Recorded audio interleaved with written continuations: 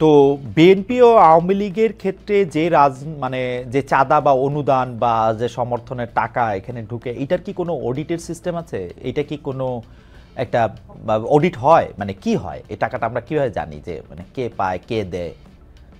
এইটা আসলে আপনার যেহেতু আপনার নিবন্ধিত রাজনৈতিক দলকে প্রতি বছর আপনার তার আয় এবং ব্যয়ের একটা মানে দেখাতে হয়, আপনার উৎস দেখাতে হয়, আয়ের উৎস এবং ব্যয়ের উৎস প্রতি বছর অডিট করে সাবমিট করতে হয়।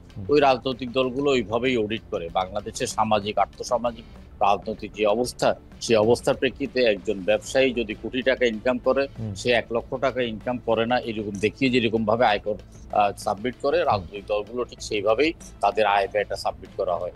এ নিয়ে তেমন কোনো প্রশ্ন তোলার বা স্বচ্ছতার কোনো রকম জায়গায় এখন পর্যন্ত এসে পৌঁছেনি। ওকে, আপনাকে ধন্যবাদ। আমি শুধু এই পর্যায়ে শেষ প্রশ্ন করতে চাই, রাজনৈতিক দল করা কি একটি লাভজনক ব্যাপার বা একটি লাভজনক ব্যবসা? মানে আমি বলতেছি হচ্ছে যে লাভজনক ব্যবসায় একটা রাজনৈতিক দল করাটাকে নেওয়া যাইতে পারে কিনা, কারণ আমরা দেখতেছি যে নতুন রাজনৈতিক দলগুলো নিবন্ধন নেওয়ার জন্য যারা হাজির হচ্ছে তাদের মধ্যে এরকম অনেক রাজনৈতিক দল দেখতেছি যে যাদের কথা আমরা আগে কখনো শুনি নাই, কিন্তু খুবই আগ্রহ নিয়ে তারা একটা রাজনৈতিক দলের একটা নিবন্ধন করতে যাচ্ছে, তারা নিবন্ধন করতেছে বা নিবন্ধন চাচ্ছে, একটা মার্কা চাইতেছে। এইটা কি একটা মানে ভালো ব্যবসা? মানে আসলে এখন যেভাবে ব্যাঙের ছাতার মতো প্রতিদিন রাজনৈতিক দলগুলো জন্ম নিচ্ছে, এতে করে একজন রাজনৈতিক কর্মী হিসাবে নিজকে খুব হীন এবং দীন মনে হচ্ছে। আমি আজকে প্রায় 53-54 বছর বয়স পর্যন্ত রাজনীতি করি। আমি আন্তরিকভাবে বিশ্বাস করি, আমি যদি রাজনীতি না করতাম তাহলে আমি পৃথিবীর সবচেয়ে সুখী ব্যক্তিটি হতাম। আমার জীবনের সমস্ত সময়টা আমি রাজনীতিতে ব্যয় করছি। আমি শুধু দিয়েই গেছি, কিছু পাইনি। জনগণের ভালোবাসা পেয়েছি, জনগণের অকুণ্ঠ সমর্থন পেয়েছি, জনগণ একজন মানে সজ্জন ব্যক্তি হিসেবে আমাকে জানে। কিন্তু সেলিম ভাই কেউ তো আর আপনাকে কপালে পিস্তল মানে ঠেকায়া রাজনীতি করাইতেছে না। আপনি তো এটা থেকে এক্সিট 30 বছর আগে নিতে পারতেন, 40 বছর আগে নিতে পারতেন, 20 বছর আগে নিতে পারতেন, আজকেও নিতে পারেন। So why are you pursuing this thing? এটাই ব্যর্থতা, এটাই পাচ্ছি না। এটা করার জন্য অনেক রকমের কখনো মানে সাধু সন্ন্যাসীর কাছে গিয়েছি, কখনো নিজে মেডিটেশন নিয়েছি, কিন্তু আসলে এই যে ভুটটা কাঁচের মধ্যে চেপে পড়ছে এক ক্লাস 9-10 থাকা অবস্থায়, সেখান থেকে আসলে বেরিয়ে আসতে পারছি। এটাই বাস্তব সত্য কথা। খুবই ইন্টারেস্টিং। রাজনৈতিক দল করা কোনো লাভজনক কিছু না। রাজনৈতিক দল করা লাভজনক কিছু না। এটা অত্যন্ত কষ্টকর ব্যাপার এবং প্রচন্ড রকমের ধৈর্য ধরে মুসরতের সাথে লেগে থাকতে হয়। আমার সাথে যারা ছাত্র রাজনীতি করেছেন, অনেক রাজনীতিবিদ হারিয়ে গেছেন। আমরা যাদেরকে দেখে রাজনীতি উদ্বুদ্ধ হয়েছি, তারাও হারিয়ে গেছেন, কিন্তু আমরা কোন রকম টিকে আছি এবং জনগণ আমাদেরকে চিনে ভালো জানে। এইটাই এই শুধু এই আত্মতৃপ্তি নিয়ে রাজনীতিতে আছে। জনাব সারোয়ার তুষার, আপনি একজন প্রবীণ রাজনীতিবিদের কাছে শুনলেন যার প্রায় 50 বছর ধরে তিনি সক্রিয় রাজনীতির সঙ্গে আছেন। আমি শুনে আজকেও বিস্মিত হয়েছি, যদিও আমি সেলিম ভাইকে অনেক বছর ধরে চিনি, কিন্তু সেলিম ভাই প্রায় 70-এর কাছাকাছি বয়স এবং তার 50 বছরের মতো রাজনৈতিক অভিজ্ঞতা হয়ে গেছে, সেটা শুনে খুবই অবাক হয়েছে। আমি একজন তরুণ রাজনীতিবিদ হিসেবে জনাব সারোয়ার তুষার আপনার কাছে একটি প্রশ্ন করতে চাই, সেটি হচ্ছে এরকম যে আসলে এটা আসলে গুচ্ছ প্রশ্ন। আমরা সাবেক প্রধানমন্ত্রী শেখ হাসিনাকে সংবাদ সম্মেলনে বলতে শুনেছি তার পিয়ন 400 কোটি টাকা নিয়ে চলে গেছে, তা তিনি ধরতেও পারেননি।